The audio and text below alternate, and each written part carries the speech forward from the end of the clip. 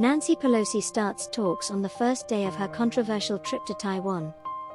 The Speaker of the U.S. House is meeting with lawmakers in Taipei as tensions with Beijing rise. China has asked the U.S. ambassador to come to China to talk about the visit.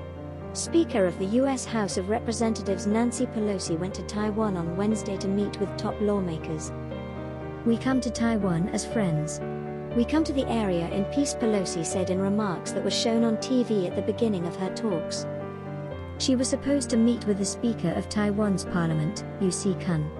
However, he tested positive for COVID, so the Vice President of the legislature, Tsai Chi-Chang, met her instead. As she stood next to Tsai and spoke, Pelosi said she wanted to increase the number of parliamentary exchanges with Taipei. She also talked about ways the US and Taiwan, one of the world's biggest chip makers, could work together in the chip industry. Later in the day, Pelosi will meet with Taiwan's President Tsai Ing-wen and pro-democracy activists from Hong Kong and Taiwan. Pelosi said in a statement that the talks would be about advancing shared goals and making the Indo-Pacific region more free and open. Pelosi and 6 other U.S. lawmakers showed up in Taiwan late Tuesday night. This was an unannounced but highly anticipated visit, which Beijing protested.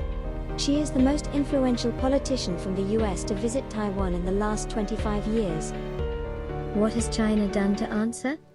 The Chinese Foreign Ministry said that Pelosi's visit is bad for stability in the Taiwan Strait, which separates mainland China and Taiwan. The ministry called in U.S. Ambassador Nicholas Burns late on Tuesday and told him that Washington shall pay the price for Pelosi's visit.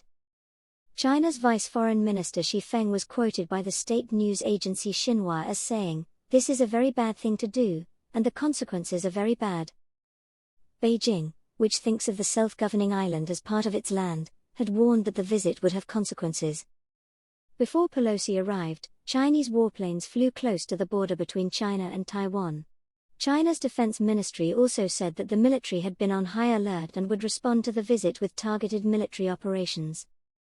What is she doing there?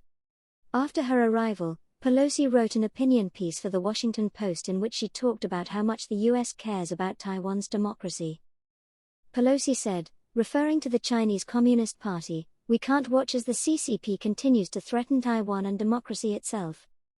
Pelosi's Indo-Pacific tour has already been to Singapore and Malaysia and will also go to South Korea and Japan. Taipei is the third stop on time.